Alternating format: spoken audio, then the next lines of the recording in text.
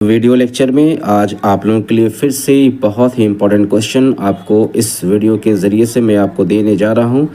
और आपका जो एग्ज़ाम है वो सेम थ्री का वो कभी भी नोटिस आ सकता है, रूटीन आ सकता है, ठीक है।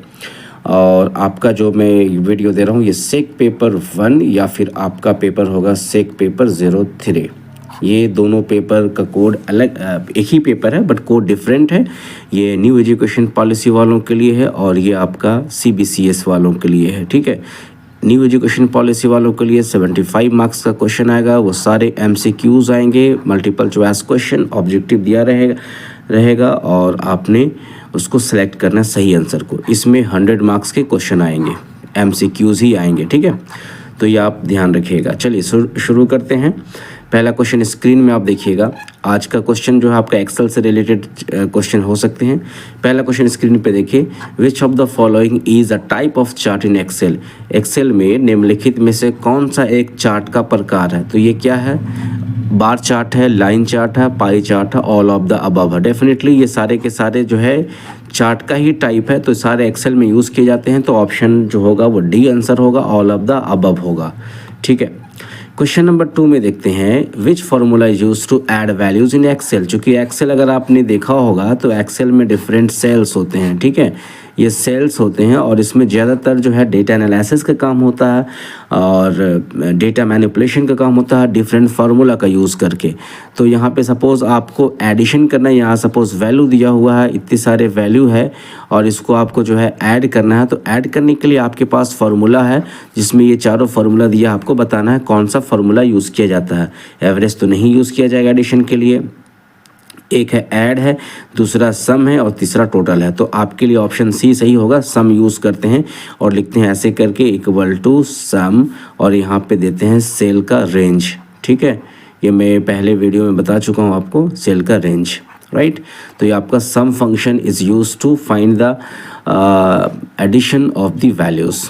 क्वेश्चन नंबर 3 पे देखिए, which chart type is best for showing data trends over time. किस प्रकार का चार्ट समय के साथ डेटा ट्रेंड्स दिखाने के लिए सबसे अच्छा है। यानी ये अगर आपका चार्ट है और इस तरीके से डेटा दिखा रहा है, ट्रेंडिंग में जा रहा है, तो ये कौन सा चार्ट जो यूज़ किया जाता है। तो पाई चार्ट इसके लिए यूज़ नहीं किया जाता है, लाइन चार्ट ही यूज़ किया जाता है, बार चार्ट नहीं और स्कैटर चार्ट भी नहीं यूज़ किया जाता है, ठीक है। तो आपका सही जवाब क्या हुआ, लाइन चार्ट होता है, ओके।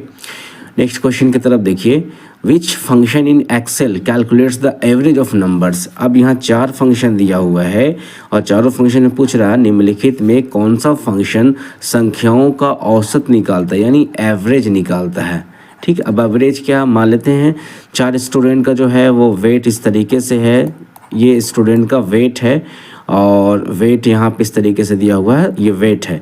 अब मैं अगर आपसे कहूँ कि एवरेज वेट क्या है तो आप कैसे निकालते हैं, सिंपल जो वैल्यू दिया रहता है उसको एडिशन करते हैं और एडिशन करने के बाद जितना भी नंबर ऑफ यहाँ पे दिया हुआ है उसको ऐड करते हैं। यानी ये पहला 1 2 3 4, यानी हमारा नीचे में कितना आएगा, 4 आएगा। अब ऊपर को सारे को जोड़ करके नीचे से डिवाइड कर देंगे तो क्या निकलेगा, एवरेज निकल जाएगा, ठीक है ना। तो एक्सेल में हमारे पास फॉर्मूला है एवरेज, अगर हम यूज़ करेंगे ऐसे करके इक्वल टू, यहाँ पे लिखेंगे एवरेज यहाँ पे लिखेंगे और यहाँ पे सेल रेंज डालेंगे, ठीक है। तो यहाँ पे क्या आ जाएगा, यहाँ पे आपका एवरेज निकल जाएगा, राइट। अब यहाँ सेल रेंज या फिर यहाँ पे सेल का एड्रेस डालेंगे, ओके। नेक्स्ट क्वेश्चन की तरफ बढ़ते हैं। To create a bar chart in Excel में बार चार्ट क्रिएट करने के लिए आपको किस मेन्यू में जाना चाहिए या किस मेन्यू ऑप्शन को चूज़ करना चाहिए, सेलेक्ट करना चाहिए। देखिए जितने भी चार्ट्स वगैरह अवेलेबल वो सारे के सारे इंसर्ट मेनू में है या इंसर्ट टैब में। इंसर्ट पे आप क्लिक कीजिएगा तो आपको डिफरेंट चार्ट्स वहाँ पे मिलेंगे। चार्ट्स के अलावा बहुत सारे ऑप्शंस मिलेंगे, लेकिन क्वेश्चन यहाँ पे कह रहा है कि बार चार्ट के लिए कौन सा मेनू को आप सेलेक्ट करेंगे। तो आप सेलेक्ट कीजिएगा इंसर्ट ऑप्शन या इंसर्ट मेन्यू, ठीक है। क्वेश्चन नंबर 5 के बाद हम पढ़ते हैं क्वेश्चन नंबर 6 की तरफ चलते हैं। Which of these symbols is use to start a formula in Excel. बार बार बताने वाला ये क्वेश्चन है, मैं बहुत बार वीडियो में बता चुका हूँ और हर बार एग्जाम में आने वाला ये क्वेश्चन, और इस बार भी वेरी वेरी इंपॉर्टेंट ये है कि आएगा ही, ठीक है। यानी इक्वल टू ऑपरेटर है, प्लस है, माइनस इनटू है। फार्मूला जब शुरू करते हैं तो हम क्या लिखते हैं, ऑब्वियसली हम क्या लिखते हैं, इक्वल टू ऑपरेटर लिखते हैं, ठीक है। तो ये आपका ऑप्शन ए सही हुआ, इसको बिल्कुल भी नहीं भूलेंगे आप। नेक्स्ट क्वेश्चन की तरफ बढ़ते हैं। Question number 7, what does the function count do in Excel? Count क्या करता है एक्सेल में, ठीक है ना। तो काउंट से काउंटिंग हो तो ऑब्वियसली आप समझ रहे हैं, लेकिन किस टाइप का चीज़ को काउंट करता है? तो काउंट जो है वो नंबर्स, जो भी सेल में नंबर डाला हुआ है उसको काउंट करेगा, ठीक है। हालांकि काउंट के और भी फंक्शन है काउंट से रिलेटेड जो और चीज़ों को काउंट करता है, बट यहाँ पूछ रहा काउंट क्या करता है। तो ये जिस सेल में नंबर होगा उसको क्या करेगा, वो काउंट कर देगा कितनी टोटल्स है। जैसे यहाँ पे नंबर है, यहाँ पे नंबर है, यहाँ पे नंबर, अगर मैं यहाँ पे लिखूँगा काउंट और यहाँ पे मैं सेल रेंज दे दूँगा, सेल रेंज, ठीक है, और यहाँ से ये सेल रेंज हमारा, तो यहाँ आंसर देगा क्या 3, क्योंकि 3 नंबर ऑफ सेल्स कितने 3 है, ये काउंटिंग कर दिया। ओके, आगे बढ़िए। क्वेश्चन नंबर 8 में देखते हैं, which formula would you use to find the maximum value in a range. देखिए ये सब बेसिक क्वेश्चन और पूछे जाते हैं, और ऐसा नहीं कि आप जानते हुए भी आप इसको गलत ऑप्शन पे टिक लगा देंगे। और आपके जो कंपेटिटिव एग्ज़ाम भी होते हैं या दूसरे एग्ज़ाम होते हैं वहाँ पर भी ये सारी चीज़ काम आने वाले हैं। तो यहाँ क्वेश्चन आपसे पूछ रहा है कि मैक्सिमम वैल्यू फाइंड करने के लिए आपके पास कौन सा फंक्शन है। ये 4 फंक्शन है, तो नाम से ही आप पहचान लीजिए मैक्सिमम वैल्यू फाइंड करने के लिए आपके पास है इक्वल टू मैक्स, और अंदर में क्या डालेंगे, सेल रेंज, ठीक है। सेल रेंज आपको मैंने बताया है कि यहाँ पे सेल रेंज जो कॉलम ए से शुरू होता है और रो जो होता है 1 2 3 से शुरू होता है, ठीक है। अगला क्वेश्चन दिखाते हैं, what type of chart is commonly used to show proportions. कौन सा चार्ट जो है प्रोपोर्शंस को दिखाता है, प्रोपोर्शन दिखाने के लिए सामान्यतः कौन सा चार्ट जो है वो दिखाया जाता है। तो आपका ऑप्शन होगा पाई चार्ट, ठीक है। अगला क्वेश्चन की तरफ बढ़ते हैं, which Excel function calculates the smallest number in a range. यानी कि छोटा नंबर, आपके पास बहुत सारे एक्सेल शीट्स में डेटा है और बहुत ह्यूज अमाउंट ऑफ डेटा, बहुत ही ज़्यादा डेटा, आपको निकालना है सबसे छोटा कौन है। तो मैन्युअली करना मुश्किल होगा, मैन्युअली नहीं किया जाता है एक्सेल में। यही सबसे बड़ी एडवांटेजेस है कि सारी चीज़ें फार्मूला बेस्ड है, फार्मूला लगाइए आपका काम सेकेंड्स में हो जाएंगे, ठीक है। तो आप मिनिमम फंक्शन का यूज़ कीजिएगा, तो आपका जो सेल रेंज होगा, जितने भी डेटाज होंगे उसमें जो सबसे छोटा वैल्यू होगा, सबसे कम होगा, उसको क्या कहेंगे, मिनिमम वैल्यू। तो आप यूज़ करेंगे यहाँ पे इक्वल टू लिखेंगे आप यहाँ पे, और मेन फंक्शन लिखेंगे और यहाँ पे क्या डाल देंगे, cell range. Cell range suppose यहाँ से यहाँ तक सेल रेंज होगा तो आप उसको डालेंगे, तो जो सबसे छोटा वैल्यू होगा वो आपका निकल के आंसर आ जाएगा, ठीक है। नेक्स्ट क्वेश्चन की तरफ बढ़ते हैं। आई होप कि आपको क्वेश्चन समझ में आ रहा होगा। तो नेक्स्ट क्वेश्चन की तरफ हम देखते हैं यहाँ पे, yes, which function can use to count blank cells in a range.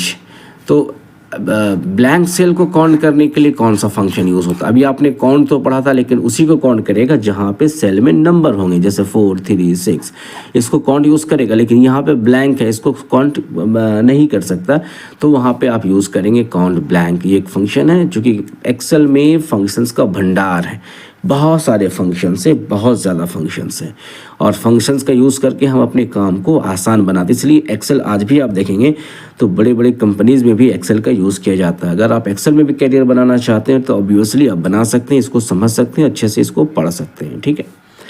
अगला क्वेश्चन की तरफ बढ़ते हैं। क्वेश्चन नंबर 12 में देखें, which Excel features allows you to combine multiple cells into one cell। यानी अगर मैं कहूँ यहाँ पे इस तरीके से आपका सेल है एक्सेल में, यानी सेल पेज कह लीजिए, सेल को नहीं, स्प्रेडशीट जो पेज है, तो ये सेल को हम चाहते हैं सारे सेल को मिला दें। तो मिलाने के लिए हमारे पास इतने सारे ऑप्शंस में कौन ऑप्शन सही हो सकता है। ज्वाइन सेल तो नहीं होगा, अलाइन सेल भी नहीं होगा, कंबाइन सेल भी नहीं, मर्ज सेल एक ऑप्शन होता है। जैसे मर्ज पे क्लिक करेंगे सेलेक्ट करके, तो ये हमारा जो आंसर आएगा वो इस तरीके से आ जाएगा। यानी एक्सेल में ये तो रहेगा ही, ऊपर वाला को हमने नहीं मिलाया है और नीचे वाला को भी हमने नहीं मिलाया है। तो ये सेल आपका, ये जो मैंने ये वाला मिलाया, ये इस तरीके से पूरा का पूरा सेल मर्ज हो गया, मिल गया और एक सेल बन गया, ठीक है। नेक्स्ट क्वेश्चन की तरफ बढ़िए। In Excel which shortcut is use to open the format cells dialog box. यानी फॉर्मेट सेल करके एक डायलॉग बॉक्स होता है जहाँ पे हम सेल को फॉर्मेट कर सकते हैं। तो उस डायलॉग बॉक्स को ओपन करने के लिए आपके पास बिना शॉर्टकट का भी यूज़ कर सकते हैं, शॉर्टकट भी यूज़ कर सकते हैं। तो आपके पास कौन सा शॉर्टकट है, Ctrl+1 आपके पास शॉर्टकट है, ठीक है। मैं इसको यहाँ पे लाइव भी दिखा देता हूँ करके। हमारे सामने एक्सेल खुला हुआ है और यहाँ पे अगर मैं Ctrl+1 प्रेस करता हूँ तो आप देखेंगे यहाँ पे ये आपका फॉर्मेट सेल ओपन हो चुका है, ठीक है। चलिए ये हो गया यहाँ पे। फिर हम बढ़ते हैं क्वेश्चन की तरफ। तो ऑप्शन आपका बी सही हो गया। क्वेश्चन नंबर 14 की तरफ आते हैं। Which chart type shows each data point as a separate point in a grid. किस चार्ट प्रकार में प्रत्येक डेटा पॉइंट को एक ग्रिड में अलग अलग पॉइंट के रूप में दिखाया जाता है। यानी जो स्कैटर चार्ट होते हैं, आंसर आपका स्कैटर हुआ, ये अलग अलग पॉइंट में ग्रिड चार्ट के फॉर्मेट में दिखाया जाता है, उसको हम स्कैटर चार्ट कहते हैं। आप पीछे का दे जाइए हमारा वीडियो, चार्ट्स के टाइप्स को हमने बहुत अच्छे से एक्सप्लेन किया है। वहाँ पर हमने डिफरेंट चार्ट्स को एग्जाम्पल से, पूरे का पूरे एग्जाम्पल्स हमने बताया है, वहाँ आपको मिल जाएगा, ठीक है। नेक्स्ट क्वेश्चन, आई थिंक ये वीडियो का लास्ट क्वेश्चन होगा, चूँकि आज 15 क्वेश्चन का ही सीरीज़ हमारे पास है और मैं आपके लिए इंग्लिश और हिंदी दोनों में यहाँ प्रेजेंट किया हूँ। चूँकि हिंदी बैकग्राउंड वाले स्टूडेंट जो है, इंग्लिश में थोड़ी कठिनाई होती है, इसलिए हिंदी भी मैं यहाँ पे दिया हूँ। मैं चाहता हूँ कि सारे के सारे स्टूडेंट्स का मार्क्स बहुत अच्छे तरीके से आए, बहुत ज़्यादा आए, चूँकि सबका एक ख्वाहिश होती है कि मैं अच्छे नंबर से एग्ज़ाम में पास करूँ। तो आप बस सोच के पास नहीं कर सकते, आपको पढ़ना है, पढ़ के प्रैक्टिस करना है और हर चीज़ को समझ कर पढ़ना, ताकि आप पास भी हो जाएं और कल हो कि आपको कहीं जॉब भी होता है तो आप उसको अच्छी तरीके से यूज़ कर सकते हो, सॉफ्टवेयर को, जैसे एक्सेल को। लास्ट क्वेश्चन को पहले देख लेते हैं। Which function is use to return the current data in Excel. यानी एक्सेल में हम चाहते हैं कि आज का डेट क्या है, आज का डेट, तो हमारे पास फंक्शन क्या है, यहाँ इतने सारे फंक्शन है, डेट है, टुडे है, करंट डेट है, नाउ है। तो हम यहाँ पे ऑब्वियसली अगर आप नहीं जानेंगे तो शायद कंफ्यूज कर जाएंगे, आप नाउ में टिक लगा देंगे, ठीक है, या डेट में टिक लगा देंगे। तो हमारा ऑप्शन सही क्या है, टुडे, ठीक है। अभी इसको मैं करके भी दिखा दूंगा आपको कैसे यूज़ किया जाता है। और टुडे जो है ये यूज़ किया जाता है एक्सेल में करंट डेट को देखने के लिए। तो चलिए मैं आपको एक्सेल की शीट में फिर से एक बार लेके चलता हूं और वहां पे मैं आपको बड़े स्क्रीन करके दिखा दूंगा। देखिए मैं यहां पे स्क्रीन को थोड़ा बड़ा कर दिया। अब मैंने अभी बताया आपको ऑप्शन सही है टुडे। याद रखिएगा हर फंक्शन के पहले इक्वल टू लिखते हैं, इक्वल टू टुडे, ठीक है। और मैं यहाँ ब्रैकेट ओपन क्लोज करके बस इंटर प्रेस कर दूंगा। तो ये देखिए आपका आज का डेट बता दिया, यानी आज 5 तारीख है, इस फॉर्मेट में 11वां महीना नवंबर 2024 है। अगर आप 9 करते हैं, इक्वल टू 9 यूज़ करते हैं, जो वहाँ पे ऑप्शन में दिया हुआ था, ठीक है, तो 9 का यूज़ किया जाए। चलें अब यहाँ पे क्या बता रहा है, देखें 9 मतलब आपके साथ साथ टाइम भी बता रहा है। टाइम क्या है भाई, यहाँ देखें ये 6:31, यानी अभी मॉर्निंग का 6:30 बज रहा। मैं सुबह सुबह आपके लिए वीडियो बना रहा हूँ। तो 9 में आपके पास डेट भी बता देगा और टाइम भी बता देगा। जबकि डेट में आप देखें यहाँ फंक्शन क्या लिखा हुआ है, डेट में यहाँ मैं बड़ा कर दूँ थोड़ा, ये यहाँ पे डेट में क्या बता रहा है, सॉरी टुडे में क्या बता रहा है, सिर्फ डेट बताएगा। जबकि 9 में क्या बता रहा है, डेट एंड टाइम दोनों चीज़ बताएगा, राइट। तो आई थिंक आपको बहुत सारी चीज़ें क्लियर हो गई होंगी। और अब आपका काम क्या है, आपने पढ़ना है, अच्छे से प्रैक्टिस करना है, याद करना है एग्ज़ाम के लिए। इसके अलावा आपके पास जितने और सारे पेपर्स हैं, जो आपके मेजर पेपर है, माइनर पेपर, सबको अच्छे से पढ़िएगा। जितना पढ़िएगा बैलेंस बना के, रूटीन बना के, आपके लिए ही फ़ायदा होगा। मिलते हैं नेक्स्ट टाइम नेक्स्ट वीडियो के साथ। Thank you very much.